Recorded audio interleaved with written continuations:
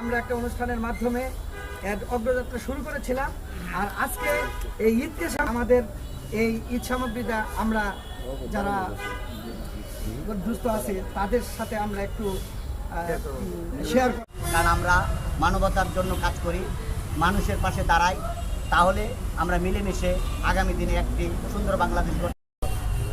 আমার অবাক লেগেছে যে অনেকদিন ধরে আমি কিন্তু নবরুণ সংসদ আমরা করতাম তালেবানি সংসদ।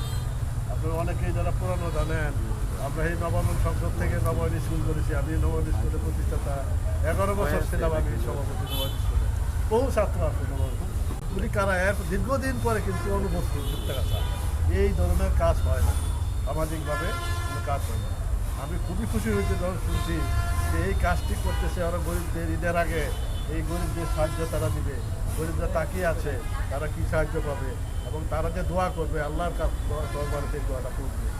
আমার এর চেয়ে মহৎ কিছু কাজ নেই। একটি মহৎ কাজ এই আজকে আপনারা করতেছেন। আমার মনে হয় এই কাজের মাধ্যমে আপনাদের যে মনের আকাঙ্ক্ষা, যে মানুষের সেবা করার যে আকাঙ্ক্ষা, যে ইচ্ছা, সেটা প্রতিফলন এবং আপনাদের মাধ্যমেই অনেকের ভিতরে অনুপ্রাণিত হবে যে আমরাও কেন এগিয়ে আসি না, আমাদেরও তো নগদ অর্থ ওনাদের হাতে তুলে দিলাম। দেরি করে এত কোনা কোনা রেনে দেরি করলে তো হবে না। আমার লাগতো না, আমার লাগতো না।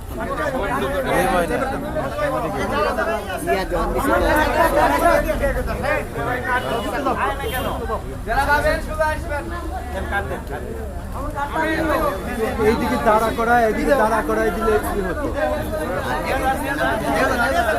এরপর আসেন, কে আছেন?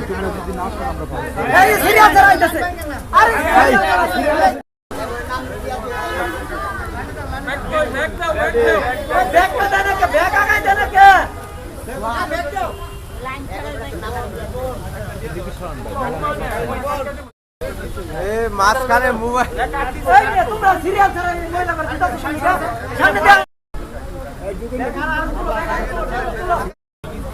এই যাবার